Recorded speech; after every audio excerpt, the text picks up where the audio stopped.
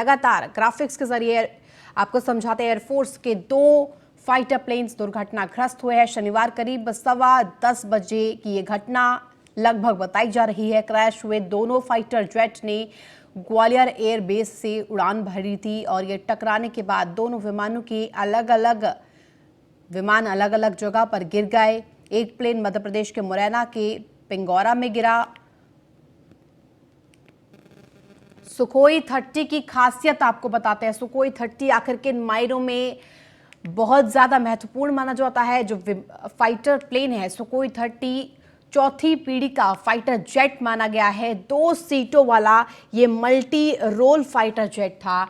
दुनिया के सक्षम लड़ाकू विमानों में से एक। और ऐसे में सुखोई 30 की अगर हम बात करें तो ये खासियत रही है कि सुखोई 30 में Saturn L-31 FL of Bergner turbofan engine लगाया गया है। 17,700 किलोग्राम वजन देकर उड़ने में सक्षम बताया जाता है।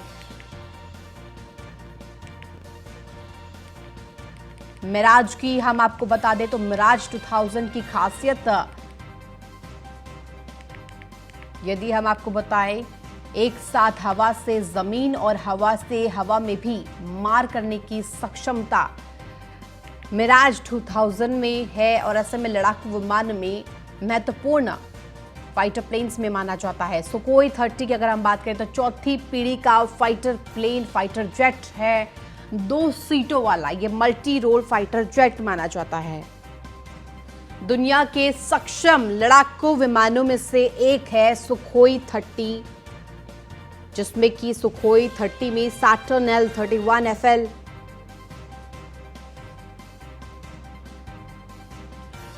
हमारे साथ रक्षा विशेषज्ञ डॉक्टर वीएल झा जुड़ गए। वीएल झा, आपका बहुत बहुत स्वागत है।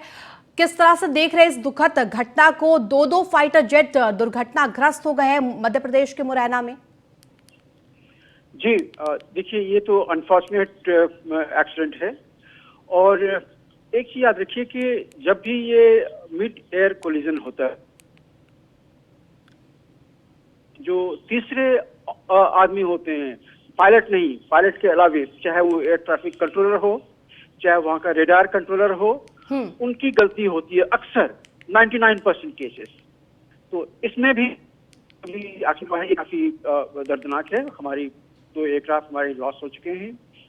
एक बात खुशी की है कि 2 पायलट जो हैं वो सुरक्षित पाए गए हैं, जैसा हमें खबर मिला है। और तीसरे की जो सर्च है वो जारी है।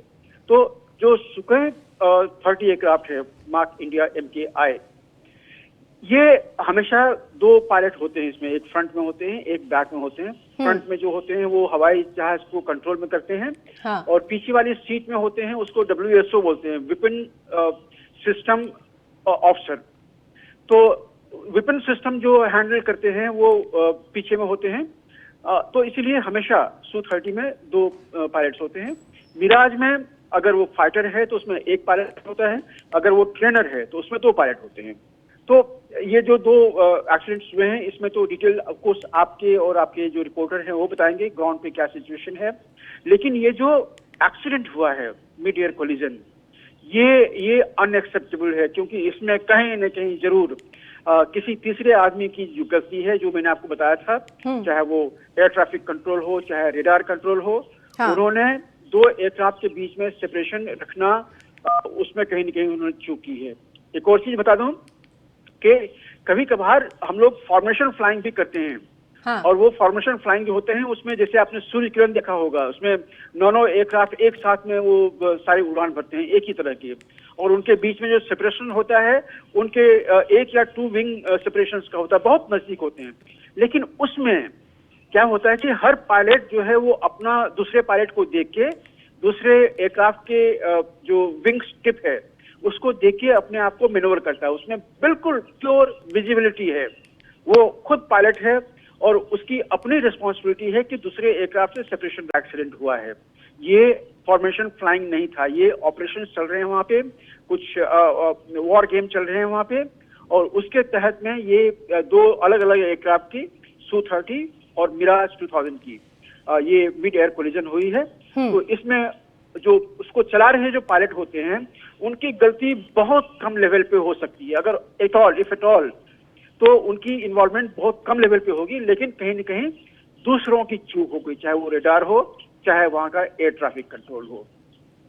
डॉक्टर झा, क्योंकि आप डिफेंस क्षेत्र को बखूबी समझते हैं, जानते हैं कि आखिर पहले भी कई ऐसे मामले सामने आ चुके हैं, क्या कुछ समझ रहे हैं, क्या कुछ कारण हो सकते हैं इनके पीछे? क्योंकि जिस तरह से आप बता रहे हैं कि कोई तीसरा कारण जरूर आपको नजर आ रहा है।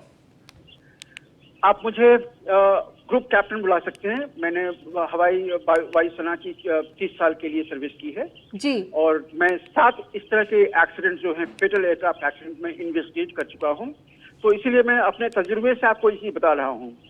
और ये चीज याद रखिए कि इस तरह के एक्सीडेंट बड़े फ्रिक्वेंटली नहीं होते हैं, ऐसे रेयर होते हैं, क्योंकि जितने प्रोफेशनल्स हैं, चाहे एयर ट्रैफिक कंट्रोल में बैठे हों, चाहे रेडार पे बैठे हों, वो बड़े प्रोफेशनल्स होते हैं, कहीं न कहीं जरूर तो उस चूक में बहुत सारी चीजें इन्वॉल्व है। मान लीजिए अगर कहीं वो रेडार सिस्टम जिसपे वो कंट्रोल कर रहे थे, अचानक वो खराब हो गया और वो जो 2 एयरक्राफ्ट थे वो स्कोप से गायब हो गए, वो स्कोप पे नहीं आए, तो हो सकता है, लेकिन ये सब रेयर होते हैं।